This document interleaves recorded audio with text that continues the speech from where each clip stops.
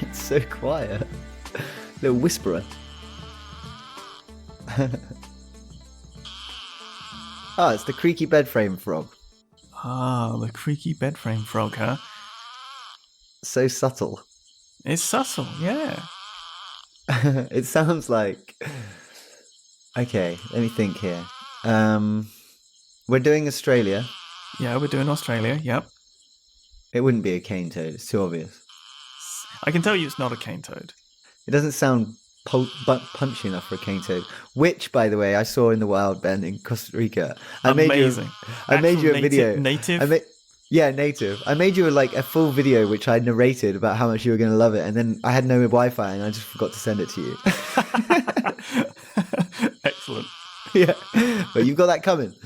Anyway, it was very big. It was a very big toad. I have seen them in the wild. I saw them in the Philippines. Ah, very good. Yeah. Yeah. Non-native.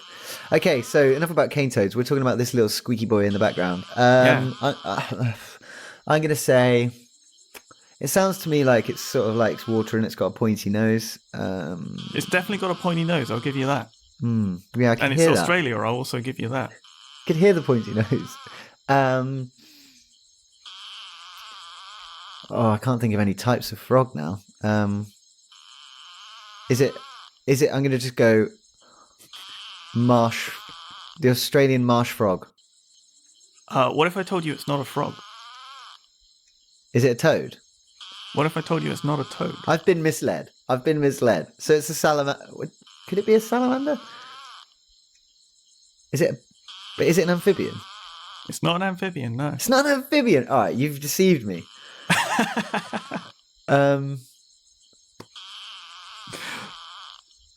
It's a gecko. It is a gecko, yeah. It's one of those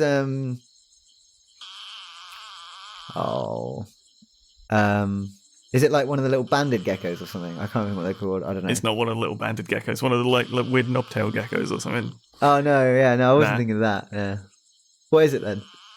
It is Pseudothecadactylus australis. Okay. Pseudothecadactylus australis. Yeah, I'm having trouble reading because reading is difficult, and I don't do it very much. So, otherwise known as the Cape York padtail gecko.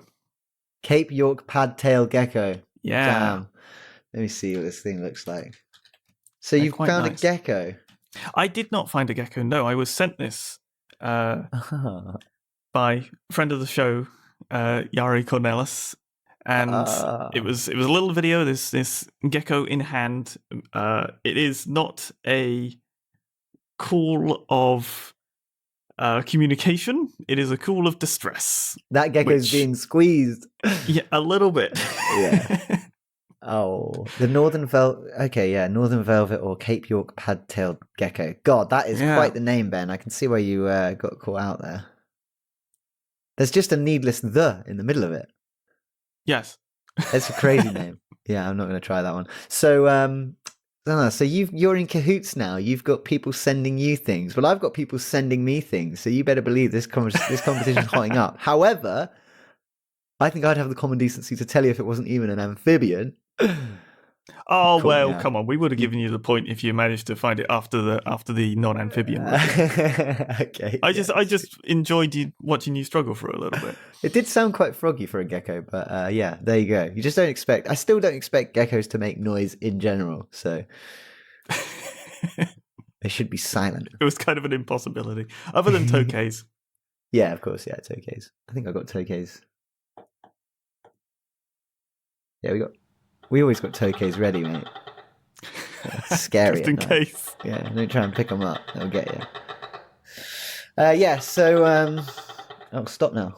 I can't stop it. Okay. I'll just have to listen to it. That's okay. Just like a typical tokay, it won't leave. Oh, God, get out of here.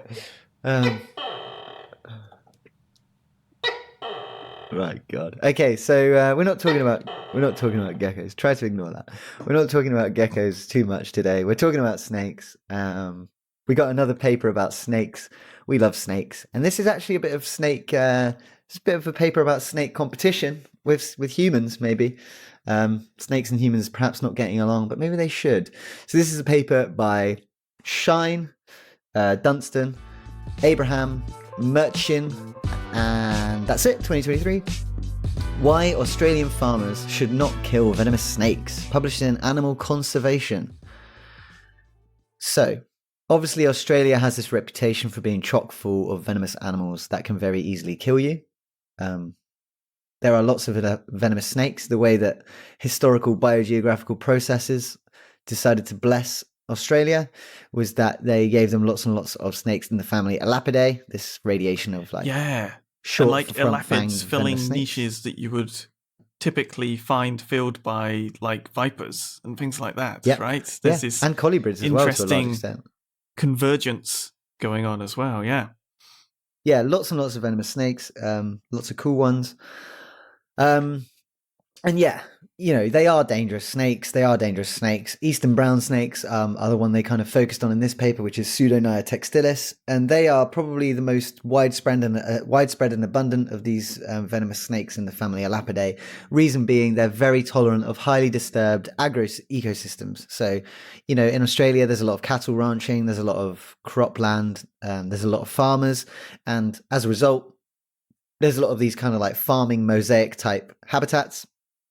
A lot of Australia's venomous snakes are actually sort of wetland adapted. They like the sort of more moist areas. Not so for eastern brown snakes. They are loving it on the farm. They will, potentially eat your rodents, as we might be hearing a bit more about. But despite the fact that they maybe have this use for eating rodents, many rural people in Australia still attempt to kill every snake that they encounter, especially species that are perceived to be venomous. There was a questionnaire done in rural Australia, which suggested that 38% of respondents said they tried to kill snakes wherever possible. So wherever possible, I mean, that's a little bit manic, isn't it? Like, if it's possible, I'll get it. But yeah, that was taken way back in 2000. So it's been a while. I think they've probably mellowed a little bit on snakes in Australia. I feel like that was the suggestion the paper was sort of saying towards the end, is that there is reason to believe things have improved since then, which is good news. Yes, and I've only obviously met a very biased sample of Australians, but if you asked me to survey those Australians, everyone loves snakes there. But obviously, I think your own positionality might be playing a role in a role in that. I mean, in my life, I have had a lot of people tell me that all snakes should be killed. And it's like, okay, cool, man. Like, where do we go from here? This conversation, you killed it. But yeah, that is it. Be that as it may, the reality is actually that although these snakes do have the capacity to be highly dangerous, and they are venomous with venoms which are, medically extremely relevant to humans, bites from Australian snakes are actually very rare. There are around 3,000 snakebite cases annually in Australia, and that is only 3 to 18 bites per 100,000 people. So you're still more likely to get bitten by a snake than win the lottery, but not that much. And a high proportion of these bites are actually retaliatory bites. So someone's trying to hit the snake with a stick or a machete, and the snake gets the better of them, bites them. I mean, and the important point with your lottery comparison is there are steps you can take to prevent yourself from winning the lottery as well as being bitten by snakes. Yes, you can almost guarantee you won't win the lottery if you don't do the lottery. And you can almost guarantee you won't win the lottery if you do the lottery. So really, irrespective of whether you're doing the lottery, you won't win. But you can be careful to not get bitten by snakes. You're right. That is, Only very few of these 3,000 bites per year in Australia result in fatalities. It tends to be between 2 or 3 per year, which is obviously very sad. But when you look at the whole population of Australia, that is actually incredibly rare. The most common cause of fatal snake bite is the brown snake that we are just talking about, the eastern brown, Pseudothecadactylus, or brown snakes more broadly, bite a lot of people. Livestock and domestic pets get bitten a lot more often than people, as you'd expect. It's 6,000 to 7,000 are reported to veterinary practices every year, although I expect a lot of the bites on cows and stuff maybe don't go noticed. The cow just dies. So a lot of them probably don't go reported. It generally tends to be in rural areas. Again, these sort of like farming type areas where bites are occurring. And yeah, you can get really good antivenom. That is one of the things about Australia. Antivenom is widely available. The hospitals have it. They know how to administer it. They'll administer it to your pets in the vets as well. So that is kind of a large reason why there aren't that many bites. But the purpose of this paper was to kind of fatalities. Or fatalities, sorry, yeah. Yep. It doesn't affect the number of bites, it affects the number of fatalities. But the focus of this paper was actually to try and sort of get a bit of a different take on these brown snakes and try and work out, okay, yes, they are dangerously venomous and they do bite people, but could they have any other positive impacts on humankind, which maybe they don't get enough credit for? Yeah. What can the brown snake do for you? I like that. Yeah, that should have been the title for this paper.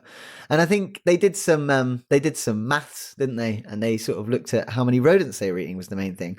And I don't know if you've seen this, Ben, but Australia's had a bit of a problem with rodents of late. They had all those like insane explosions of mice, didn't they? Did you see those videos? There's like mice plagues, huh? It was like videos of people being completely overwhelmed by mice. Like they were mice just swarming over people, dragging them away in tidal waves. Basically children, dogs, swept away. It's like a wave horror of film. Mice. Guy opens a barn door and there's just like 4 billion mice in there, and they just come charging out.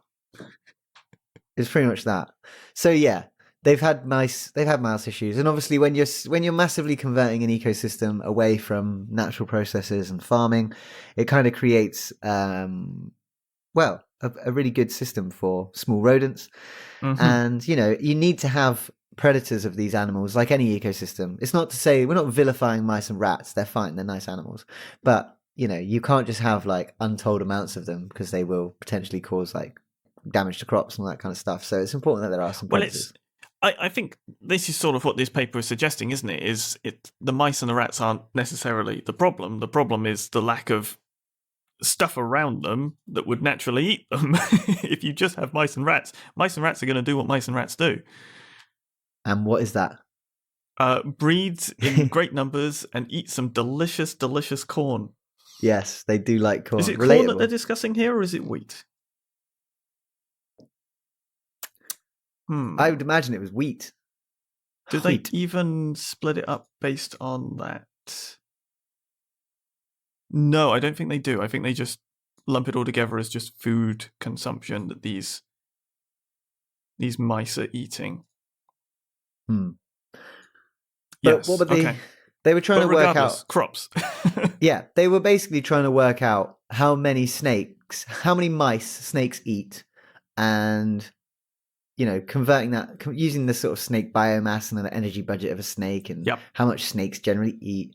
And they worked out that the average free-ranging adult brown snake conveniently eats 100 wild mice per year. Yeah, so I would take all of these sort of numbers that we might throw out with a sort of pinch of salt, because the way they've worked these things out are quite general and making use of sort of proxies. So the three sort of sources of info they have is feeding rates of captive snakes. So, okay, how much do you actually need to feed an eastern brown snake to keep them healthy and alive? Okay, that's one of your measures. One is a ratio of food intake to snake biomass, which is probably quite hard to calculate in a lot of ways, because you've got to sort of get an idea of energy expenditure while that snake's growing. But they get that data from commercial python farms in Thailand and Vietnam. So that's Python bivitalis and Malayo-Python reticulatus. So that's giving you an idea of how much you put in, how much snake you get out. And then they also have, they look at a study from North American colubrid snake, which has a arguably similar ecological sort of way of life to the eastern browns. And there they have an idea of the energy intake rates of a free-ranging snake. You can sort of combine those all together and you get an idea that, about 100 mice per year is what an eastern brown is probably going to need to be sustaining itself, as well as sort of running about and doing everything it does in its daily life as a free-ranging animal. Yeah. Yes, You know, and then younger ones eating less, adult ones eating more as well, and that sort of stuff. You know, there's always going to be sort of noise around that. But yeah, and from that 100 mice. they took that 100 mouse calculation, didn't they? And they worked out how much grain an average mouse could eat, and then they tried to sort of work out how many. They worked out there were like hundreds of brown snakes per square kilometer of. Or 100 of, so basically they had some quite convenient numbers. 100 brown snakes per kilometre of farmland squared. Square so you kilometre. got square kilometre of farmland. In there you got 100 snakes. 100 snakes each eating 100 mice per year. That's, a lot of mice. And what is that, 100 times, that's 100,000. 100 times 100 is 10,000. Yes, correct. Well done. And each one of those mice eats 4 grams of grains per day. So you've got each mouse eating 4 grams of grains per day of wheat, or whatever it might be. And each mouse lives an average of 200 days if it's unimpeded by a snake predator. Yep. And total crop yields in Australia average 2.6 tons per hectare. That actually, we're getting a little bit off track. That's not quite relevant now. But regardless, essentially, for each square kilometre of farmland, a snake reduces the amount of grains that mice eat by 8 tons. So for each kilometre square of farmland, 8 tons of grain is saved by brown snakes, reducing mouse numbers, and they aren't around to eat the grain. Right. That's the key takeaway, is that brown snakes and their just love of consuming mice could basically provide a way of mitigating the mice consumption of food crops in Australia, based on these sort of quite simple calculations, I think. Because they highlight it in the paper, to be fair. The suggestion of brown snake abundance or density, it's going to vary dramatically from area to area. And you've got these sort of other weird density-dependent effects of, okay, well, if you've got a lot of snakes and they're eating a lot of mice, now there's fewer mice, so you can sustain fewer snakes. And, the back and forth of classic predator-prey dynamics and things along those lines. But I do think that their overall point of these snakes potentially presenting a really significant anti-mouse solution probably holds true. And it is interesting that they compare that to the effectiveness of rodent poisons, and it's seeming like it might kind of be a way of reducing the use of rodent poisons, which have all sorts of knock-on effects. Yeah, use your snake poisons. Yeah. Venoms. Your poison is the eastern brown snake. Yeah, and they say that's 3% of all the grain harvested. Right. The snakes save. 3%. That's a lot when you think about it. When you're talking about millions of tons. So yeah, I can foresee this paper getting cited incredibly heavily because everyone always says, oh yeah, snakes, they control the rodents. But I don't know if anyone's ever actually done a proper study on it. So I can see this one just being the go-to for citing from forevermore. Yeah, if it's a sort of bit, even if it's a bit sort of rough and ready, I think the general gist of it is going to hold true. Oh yeah, for sure. And I do like in the discussion they highlight all these examples of invasive snakes being put other places and that having a very instant effect on prey species, sort of very much demonstrating that snakes can have a top-down effect on prey species in other locations. So there's not really that much reason to expect that not to be the case in Australia. I mean, okay, you're dealing with... Are mice actually native to Australia? I assume not. I don't think so. So there is actually still an invasive species sort of angle to it. So there's no real reason to expect that there's the mice couldn't be somewhat mitigated by eastern browns. And okay, there are some. They have native mice, but I think the common ones are just like the classic Mus domesticus or whatever it's called. Yeah. And same for rats, I guess. Yeah. But the point is, there's examples of snakes, absolutely, very clearly, dramatically impacting prey species, be that birds on Guam or be that sort of mesopredators in Florida. I think they also had an example of some lizards on an island as well. But it all seems to tally up, and it's kind of nice to be able to sing the praises of snakes that are often maligned, I think. Yeah, they are maligned, and brown snakes are cool, and it's nice to know that maybe there is a good argument for keeping them around, because, yes, I can understand the temptation of people who want to kill venomous snakes because they are dangerous and they could potentially hurt you, but the reality is you're very unlikely to get bitten by one, and in Australia, even if you do, you're likely to be fine. So, yes. And it's cool. It's cheap, too. The snakes take care of themselves, don't they? You just let them do their stuff. They're actually completely free. Yeah. Yeah. Free snakes. They're just out there in the wild. Yeah, just take as many as you want. Stick them on the farm. So cool. I think that sums it up nicely. Australia, a reputation for dangerous venomous snakes, which is semi-deserved, but also kind of like a little bit overblown. They're there, but they're mostly you're not gonna see them, and they're actually doing some good in the background to control mice in an otherwise, mouse explosive risk area. So, have you got any other business this week, Ben? I do not have any other business. Okay, I've got a bunch here. So, oh boy. So, I've got a noise here for you, Ben, which I feel you may already have seen in the notes and know what it is, but I'm going to play it anyway. I think I might be aware. Yeah, we can have a think about it. So here it is.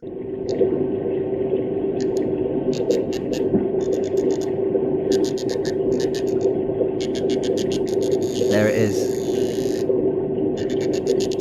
Sounds like adjusting the shutter speed or aperture on a camera on a DSLR, right? That sort of clicky wheel.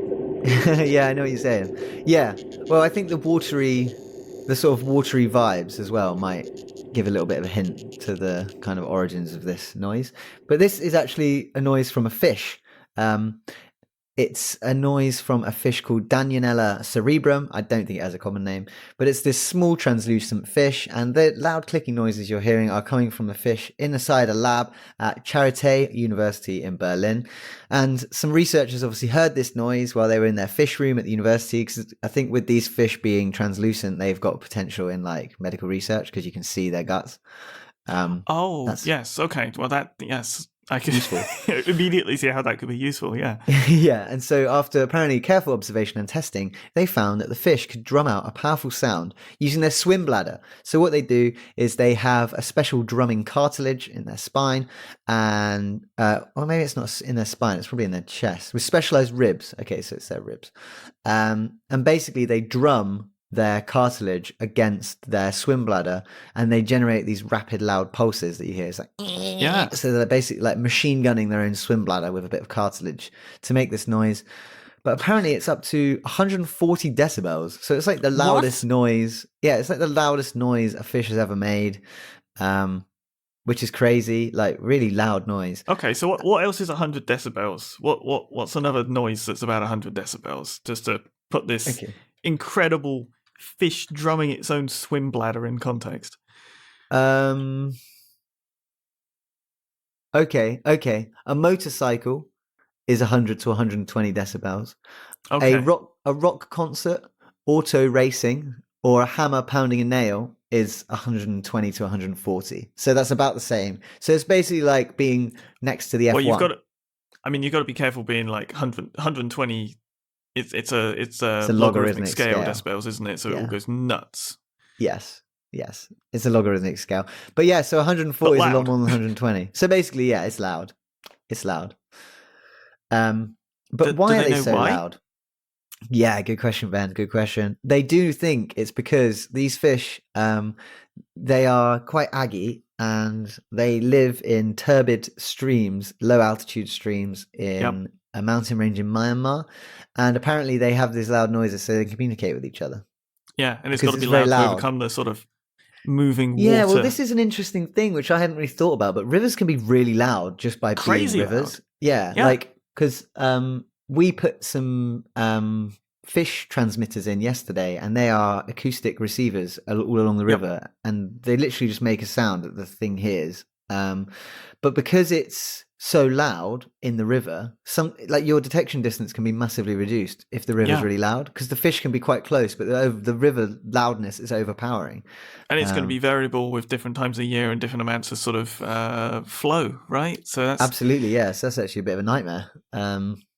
But yeah, very interesting. This Danionella cerebrum, it is a cyprinid, so it's related to carps.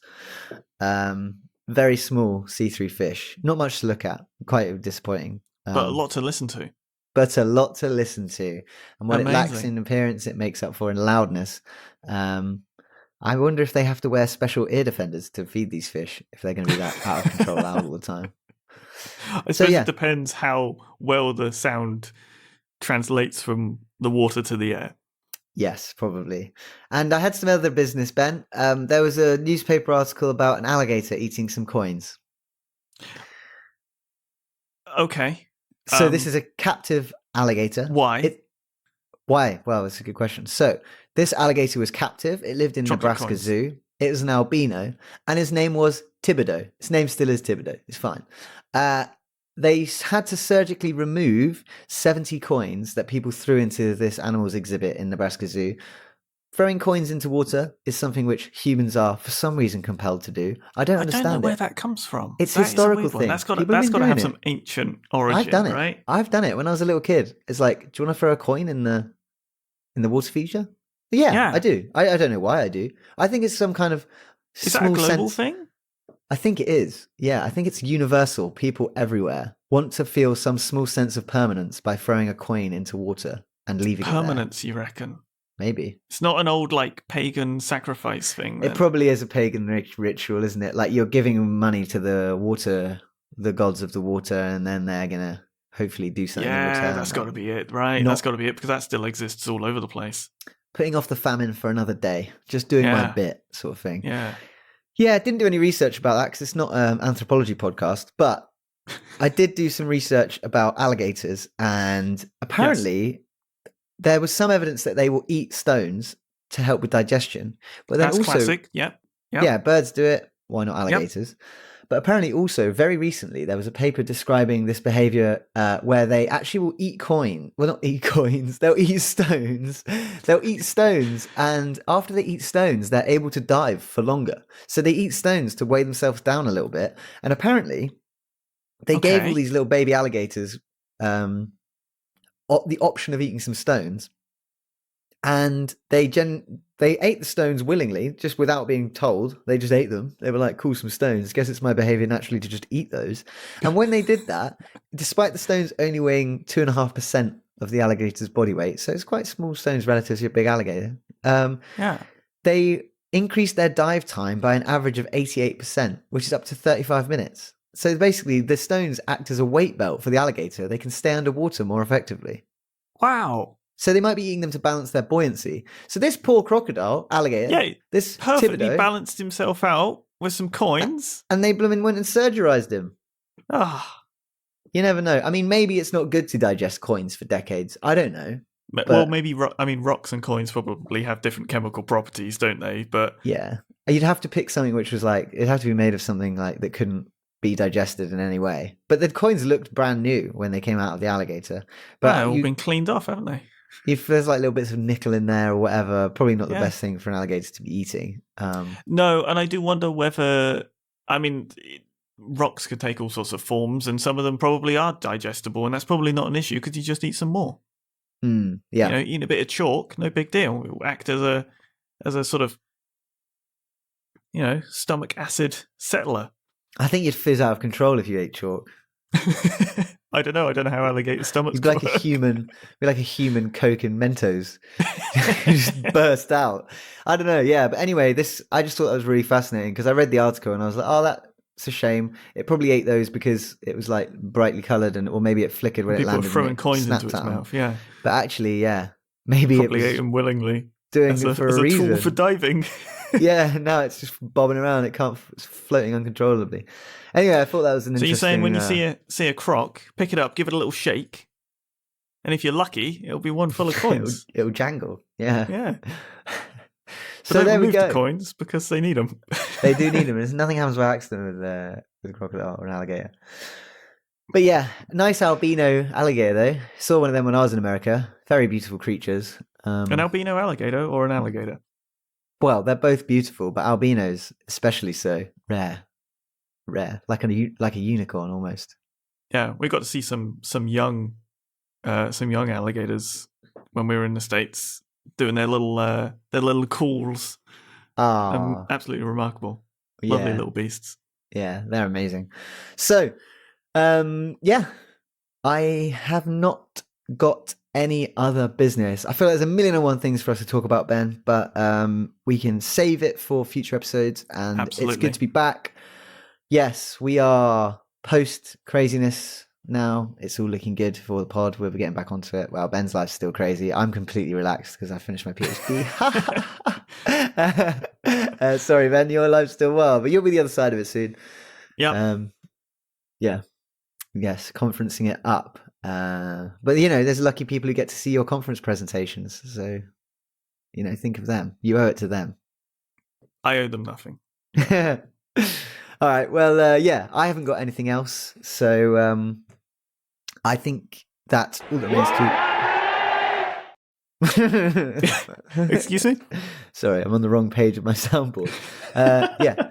So I don't think there's anything else to be said. You can find us on social media. If you want to get in touch with us, you can. herphighlights@gmail.com. Thanks very much to the Patreons. If you want to become one, support the podcast. It's always going to be ad-free. Patreon.com/herphighlights. Thanks very much for support, everyone who's on there.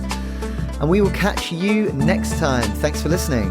Yeah, thanks for listening.